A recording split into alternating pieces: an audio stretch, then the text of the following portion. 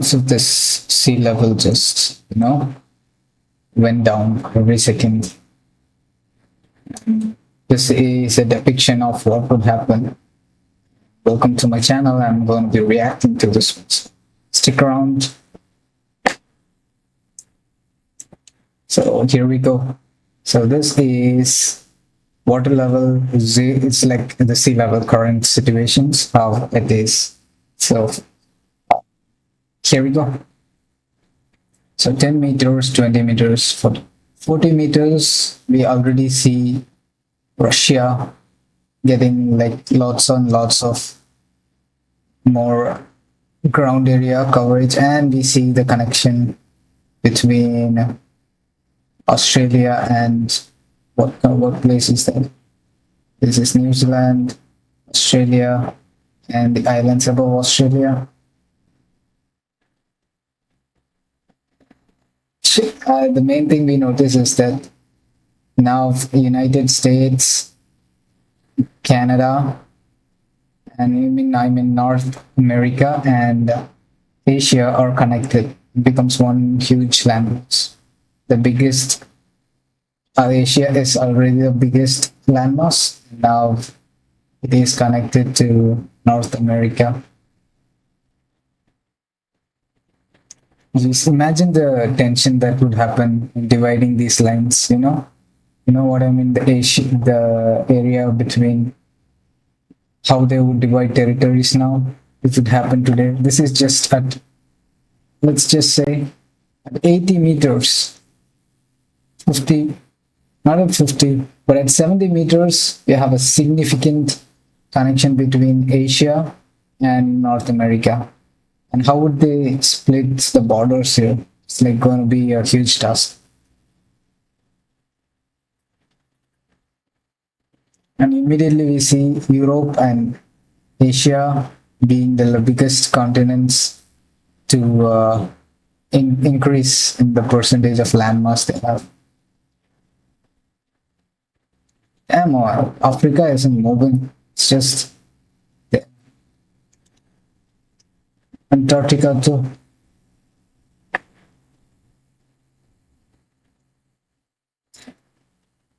Yeah, I'm surprised that Greenland has like such huge pathways of water that are still not. I assume like they would be shallow and they would be covered as soon as possible, but no, very deep.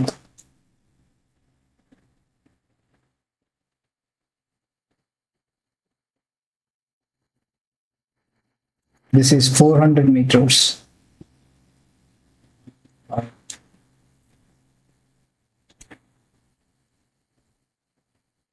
Imagine the landmass, Europe and Asia. It would be in the political and strategic realm of military and political and even economic realms. This would be a huge game changer, especially now that North America and is connected to Greenland via land.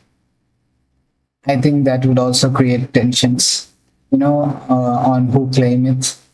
I mean, it does belong to who already claims it. I think it's Canada, right?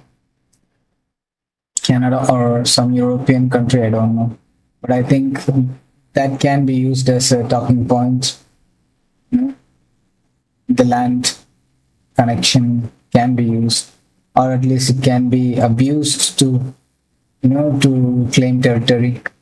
And once they claim it, then they can sit down for talks on how to split Greenland or Canada and or Europe, and look at that landmass. This connection is Asia and North America are connected, and I think that would mean a lot of opportunity for Canada, especially trade wise, given the large, gap between the gap between the logistics of water travel, seaways navigation, maritime, all this is cut down by this huge landmass, and I think it would connect them more to Asia, and it would cause Canada and US would have lots of problems between them too, because of trade alliances. And China can have a lot of access to direct access on diplomatic deals with Canada. Russia can have to, and it's of course it is appealing because given the political issues going on there, I think they would try to appeal to the people by more by giving them more, opportunities, jobs, and etc. Reducing taxes. So I think they would make use of this situation if it happened, And this connection happens at guys 100 and just 70 meters of what 60 meters of water above below sea level, and you already have this connection. Of course, it's not going to be navigable straight away, but it would get the attention of people even before it reaches 60 meters, Obviously, when it hits 30 or even 20, they're going to start planning like for the future when this pathway connects, what can be done. It's 40 meters, 30 meters of water, and look at the difference in geopolitics.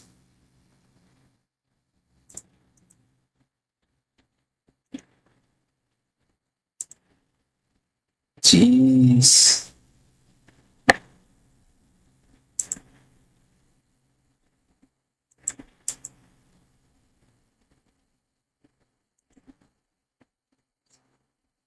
Arctic, Australia, and I'm looking how Australia is gonna collab with, you know, Asia. And as a matter of fact, I forgot to observe Africa. Africa stays as a separate continent, and the Middle East is at 900 meters below sea level. The Strait of Hormuz is closed.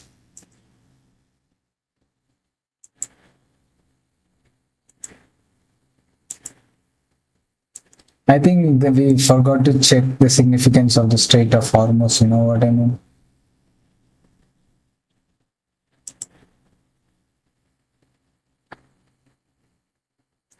We have to focus on the straits. See, these used to be uh, controlled by, you know, you can literally see how the group of islands that control all the straits for transport of China that China is trying to expand. I can only assume the issues that will arise in this place, especially with China's expansionist mindset. That Taiwan is already theirs. Let's take a look. Taiwan is already theirs so fast because of the land route. And now we see how is that Indonesia? I don't know. I think how you can see how the straits all close up, and now they have to plan a different route. But obviously, China and uh, Russia, since they're on good terms, they're cut deals with Canada for trade and all that, making things easier for them rather than depending on this route. But still, I think they would want to have access to the Indian Ocean in many ways. And yeah, unless they have some kind of deal with these countries, Malaysia, Indonesia, Cambodia, Thailand, etc., it would be very hard for them to have access to the Indian Ocean now.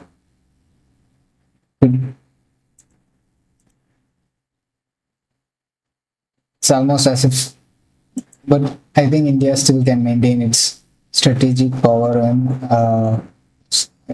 dominance in Indian Ocean. And the Middle East has lost its, you know, control over the Strait of Hormuz, as we can see here.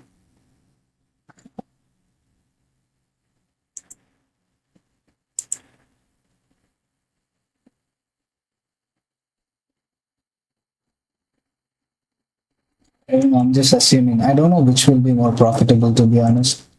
Whether it will be more profitable to have trade via the sea. Geez, look at all these islands that are popping up.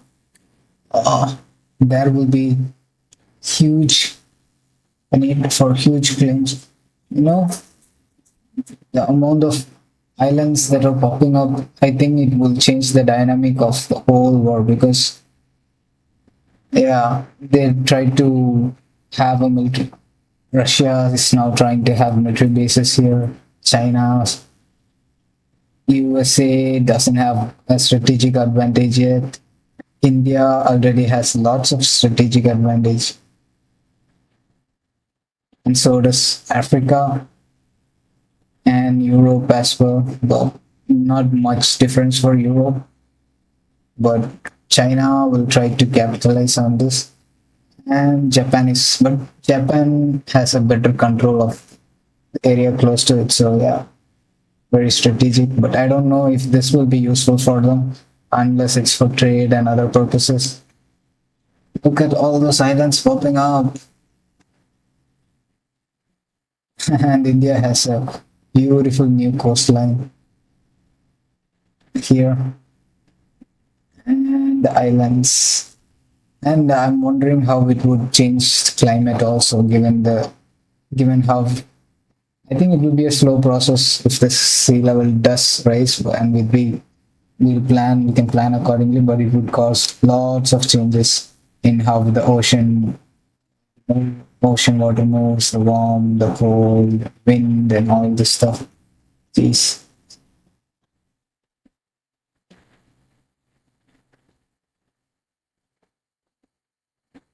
Europe, no, they're like Europe, it's all connected. Europe, Asia, North America are all now one continent technically.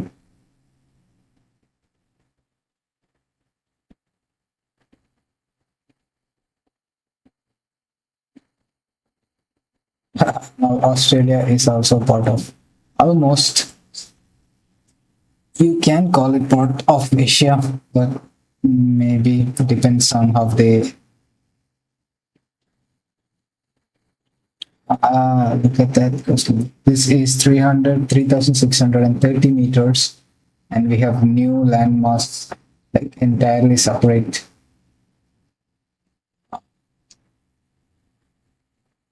And we have a connection. We're trying to connect with the Antarctica as well.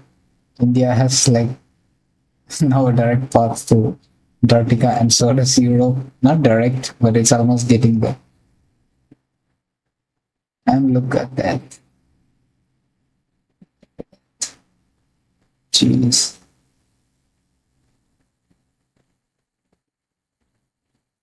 I mean, this is sea not rising. Apologies, I mentioned sea level rising, it's sea level reducing.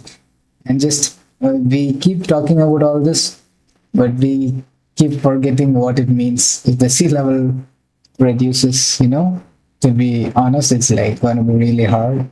There's less water, right? And the funny part is with the level of more the sea level reduces, the more we will be dependent on seawater itself for our survival, because that's something, it reflects sea level, I think, is what sustains freshwater too. And when it reduces, we'll be more and more dependent on the seawater itself for drinking water, and all in everything else, that it will be water bodies will become a huge area of contention.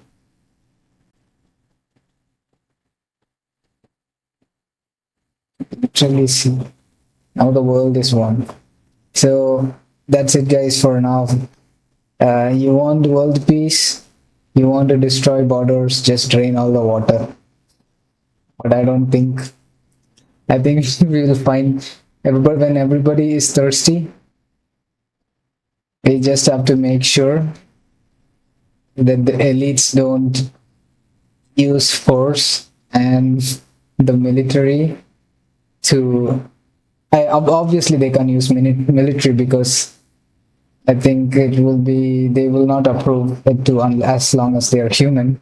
But if they manage to bring AI and weapons, if they manage to privatize it, I think they will hoard all the water and still manage to live a very fulfilling life while the rest of the people in the world die. And I think they will build rockets to leave the planet, along with Elon Musk. Okay, so now we do not have borders. Everybody is just the same. And I think civilizations will start emerging in the depths. I think, I think we'll find ways to make water still. I don't know why I believe that. I think there will be a large population around Antarctica and the Arctics and Greenland and the snow-covered regions. The trying to live off that water, but I'm assuming by this time they will all be gone. They will be melting and into the ocean, and they'll just be vanished without the ocean. With the ocean, so 6,000 meters, and all the water is gone, and there is nothing else to see. So 9 kilometers, six, five, around around 6,000 meters. Everything is 6,000 meters. Everything is gone. All the remaining water bodies are gone. Mariana Trench. That is the Mariana Trench. It's like going. Challenger Deep. It's all gone. We still have freshwater lakes in here and here, but I think they will be gone as along with the oceans. I'm not an expert. I'm just speaking with all the scattered knowledge I have. Please, guys, if you found anything that you would like to point out, just let me know in the comments. Yeah, that's it for now. Give me a like and a subscribe if you find me interesting.